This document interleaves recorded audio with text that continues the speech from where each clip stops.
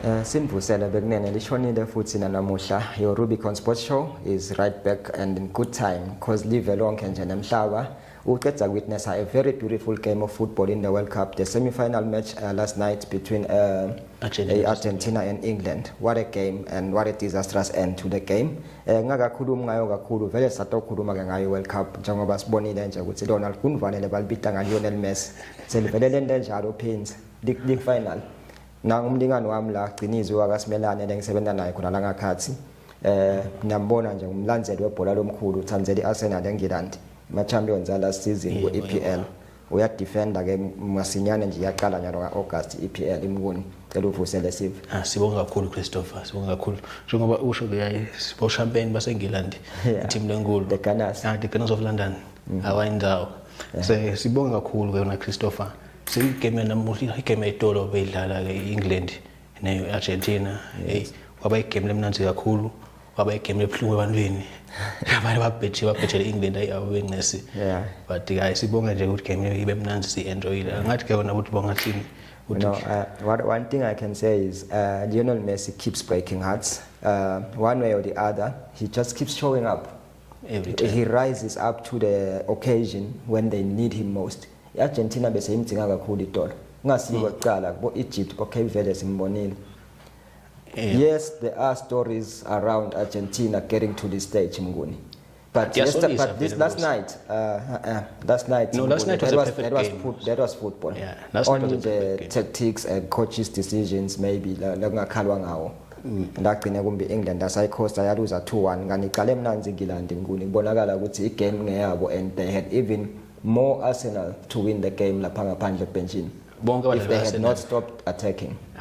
Bonke badlala sangivabuhlungu ukuthi bahlele benchini base bakhipha na Rice bathi mababeka bonakala ababambile defensively and abanike balance la siswini abathi bamkhipha bona ukuthi ayi team sayifile ke but badlalile kona lokuthi nje siyabona ukuthi nabo Rafaela ke akabi ba Rafaela aba Jabela lo Messi Rafaela kahle nje itolo igame yemnanzi unlike the previous game before. Yes, but I told us Bugale Messi and he looked like he was not 39 years old. England after that goal and they started playing hayi bobona lomjita yakena then somehow I said to him you know, even against Egypt I said this guy, just before he scored the second goal, I was not watching at that moment. We were just outside for a short break.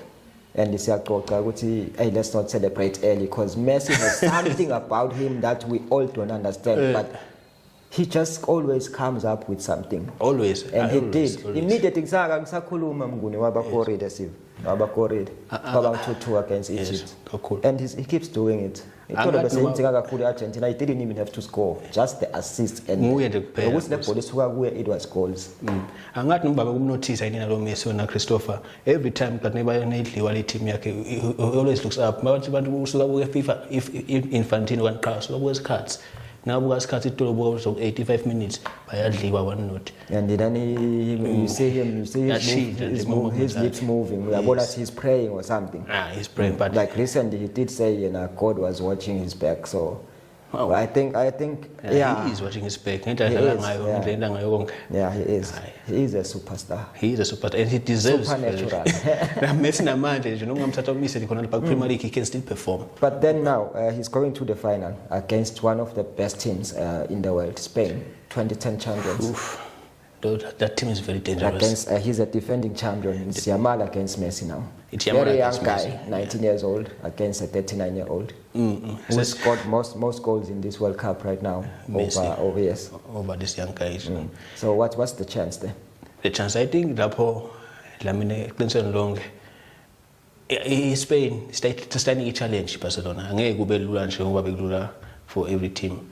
But Spain ngidlala ngebhola mawuyibuka le game idlala nawe-France make sure nje yona ukuthi siqisha Olise siqisha Mbappe wambamba Rodrigo wabamba Olise wathi lona Kukurela wabamba Mbappe ukuthi abangaye bangendi lutho so nangikhona nansi iSpain nakhona singakhona ukwenza lokhu Argentina sidlale kahle sithi Mr. Kusha Messi siphinde sicishe nangomdlalo ogijima kakhulu ngalokho lokho litolo Yeah, what a player. Yes. What a player. Just 24. Yeah. Bebathi ucisha lawo bathi awubephelele because yakhona ukudlala itikitaka Spain angisa England Argentina ke yona hayi nayo izwathi idlala ama long balls but ke ngithemba Spain isitakhona kuyibamba angathi sengabumbuvo wakho ba.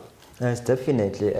It's going to be a great game. Already, siyabona nje bantu seba predictor all over social media seba send them competitions, laba send them competitions, predict the score, predict the winner, and win what. Vele wonke umuntu game lasayibukile. It's the last game of the 2026 World Cup and a very historic World Cup with 48 teams. 2030 we're anticipating already. There's talk with 64 teams.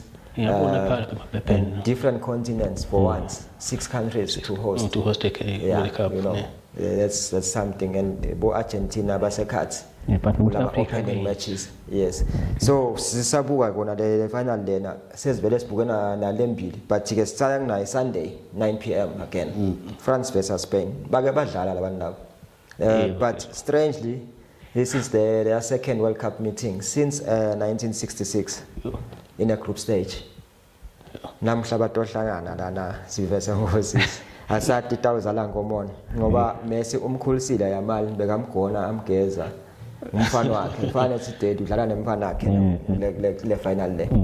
Yes, it's a corner losers final between France and England. Now it's quite an interesting game and ikusesekunyendi lokukhona lapha kunema records la at stake bo Messi bo Harry Kane bo Mbappe. For all-time goal scorer Mbappe na Messi 21 goals, 20 goals bashana 1-1 for the all-time World Cup goal scorer. And then for the top goal scorer yanyalo ba level uyabona ukuthi kumadima at 8 goals each since besanga corridor. And if it ends like that, maybe bekube betelo bengako but nakona Messi angasakhona ikora na Mbappe angakhona ikora Saturday. Maybe we gonna see them going level at 8-8 again, but then there has to be a tie-break. The tie-breaker ibalwa ngalama assists back of which Mbappe right now has an edge. He takes the top goal scorer award. He takes the golden boot, even though Bashai 8-8 from Makoli, but because of more assists, Una 4 Mbappe has made 3 assists. Misses for us. Yeah, but they still have the game probability to play, so it's quite an interesting one. Ngonye ni lesikhathile la. France and Spain ngisabuyela kibo nje na Argentina, Spain and Argentina. They've met 14 times actually. 14 times in their history, but once in the World Cup in 1966, and we win Argentina 2-1 in the group stage. Ironically, England, the Kishon, the Argentina, were the winners of the World Cup that year, 1966. Back in Ala Pona, but winning World Cup. This was their best squad once again, but obviously tactically it was not their day because they let a very good game slip off their hands. Bakala nga coach ke labanye ndema legends bobonile bo Wayne Rooney Bakala. Yeah, but the coach got too defensive early in the game. You can't defend so early against Argentina. Those are South American teams. They can play football nanabo and bakhombisile ukuthi they have the quality, the experience of the World Cup. Yeah. So you don't take chances. When I keep hiding the ball from them, keep attacking them, that's how you play Argentina. Yes. Once you slack, batagdimata labantu bakhombisile ukuthi banemandla. Argentina. So interesting ukuthi baya kule final lena bamithe kanye World Cup, but out of the 14 meetings masingaya kumbe sibuke the rest of the games amunye it's quite evenly matched. Uwina kai 6 is Spain against Argentina. Argentina yawina kai 6 against Spain but draw 2 matches. That's 14 games. And looking at that stats uyabona ukuthi le game lena iyafana le yeNgilandi ngoba nakhona bese kusikhathi bagcina kuhlangana. Yeah, so awati titawina, but for me it's very tough. I wish I could say prediction yakho. I wish I could say Spain. You wish you could say Spain? Like I was backing England. In fact, I'm a Lions fan. So yeah, I was backing England yesterday, but I heard it with the scored, but the next 5 minutes after the goal, you could see what I says and like all the other countries have done, but Egypt, Cape Verde. So it's quite an interesting final that we're going to see. And the most recent game labayidlalile bayidlale 2010 champions kwaba Spain. Yeah, Badlala friendly in September just ahead of the World Cup. Before Confederations Cup. Waba Argentina yawina the game there. Yawina 3-0. Before that, the badlala nga 2018 nga match wawina Spain 6. That was 6-1 in Madrid. So you can see anything is possible. Ngaba igame yamagoli lamaningi. Because there's quality in both teams. Sesitawubona khona igame yakhona Sunday because sesitawubona Sunday but nami ngasithemba le Spain. Tikwa lo angizi don't follow nami nginika yona ikhune Argentina. Yeah no ikhona. Ngiyabonakala ukuthi ayisiyo team lelula. Yona labanye ndibathi qala idlala iWorld Cup against England. Maybe nami ngiyabavumela la ubuka phela ama opponents from group stage up to before England. Bebadlala nemavekela ranked outside top 10, top 20. Rankings. Then yesterday they played one of their toughest opposition in England. Yeah. And it was a final. Very good game, brilliant. Yes, so kind of game. Badliwe but fairly. It was a fake game. Ngihlale ekhala ukuthi namuhla mesubanjelo bathu athi Argentina yakujudge yawo wonke umuntu. But yeah, that's football. Ayitolo game emnanzi. We can't wait for Sunday. I think people should just look out where they're gonna watch the game already. Prince of Wales, I know something is happening. Gabane Municipal Council has announced itaba host abantu laphi babuke this final. House on Fire, something is happening nakhona on Sunday. So exchange nakhona. Yeah, it's an exchange lamanzini. You can go. You've got so much choice if you can watch it in your house or if you don't have access to a TV anywhere or that streaming thing on your phone. Yeah, but otherwise, football is all over. Even your phone has the games, so you can watch any World Cup game so long as you get the right site to stream it. Maybe singakaphumi nje sesingakhuluma lana imlandvo wegame lotako lesibona ubhalwa kulamalanga ephepheni.